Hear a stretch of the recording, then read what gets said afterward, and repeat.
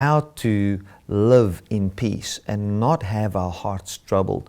One of the well-known verses in the Bible is found in John 14:1, where it says, "Let not your heart be troubled. You believe in God, believe also in me." Let not your heart be troubled. Now that is a wonderful thing that we can see there. It says there, let not your heart be troubled. So it doesn't say, don't trouble your own heart. It says, don't allow something else to come and trouble your heart.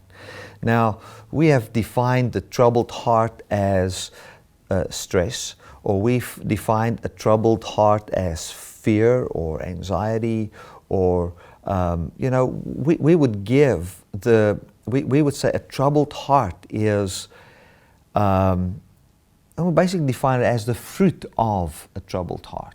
It's like if your stomach is upset, then you would have fever, pain, discomfort, and whatever goes with that, cramps, you'll have all of that because your stomach is upset. Now, if I say to you, don't let your stomach be upset, what would that mean? I mean, how can you decide not for your stomach to be upset? You're thinking, well, I'm now not going to have the cramps, I'm not going to have the pain. No. The way you will prevent your stomach from being upset is eating the correct food.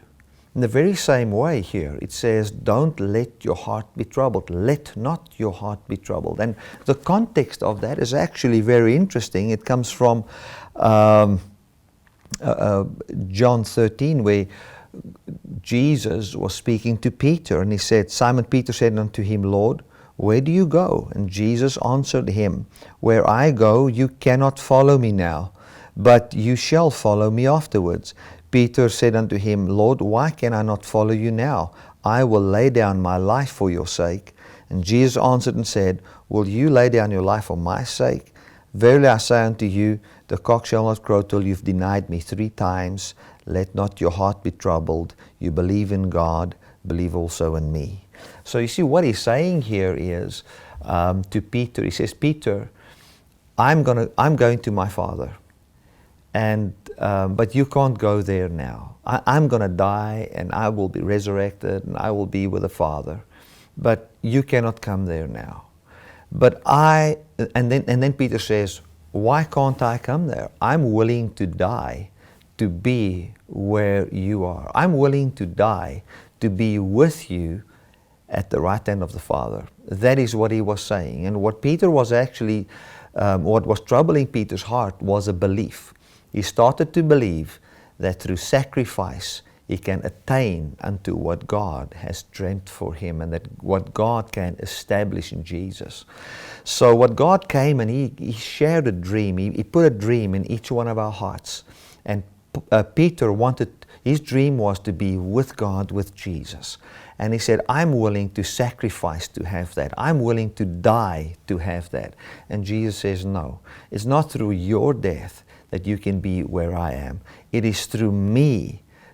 It's through me dying, and through me then taking you where you're supposed to be. It's not about your effort. So what causes a troubled heart, what causes fear and anxiety, and what causes all this pain and turmoil or symptoms of a troubled heart is a wrong belief. So when Jesus came and he corrected Peter, and he tried to help him to not have a troubled heart, what was he doing? He was reassuring him of the ability of the Father. That is what he was doing. He says here, he says, let not your heart be troubled. Trust the Father. Have your heart at rest at the integrity of the Father, and also at the integrity of the Son and what he would accomplish. He says, in my Father's house are many dwelling places. If it was not so, I would have told you. I go to prepare a place for you. And if I go and prepare a place for you, I will come again and receive you unto myself, that where I am, there you may be also. Glory to God. Isn't that powerful? Isn't that powerful? The only way unto the Father is not through you laying down your life. The only way unto the Father is believing that Jesus can preserve your life and that He can give you life. It's by trusting Him to bring forth life. Glory to God. You know, in the Old Testament it's all about what you need to sacrifice to obey the laws. In the New, it is the sacrifice of not sacrificing and simply relying upon the Father to bring forth what He has dreamt for us. Glory to God. So I want to say to you, let not your heart be troubled. Let not your heart be troubled. How are you going to get it right? Listen to messages that points out. Listen to a voice in your inner man. Don't yield to messages that puts the way unto life, your sacrifice, but that the way unto life would be the finished work of Jesus Christ, and simply relying upon Him to make the way, to come and fetch you and take you where you need to be. Glory to God. Thank you so much for watching. God bless you.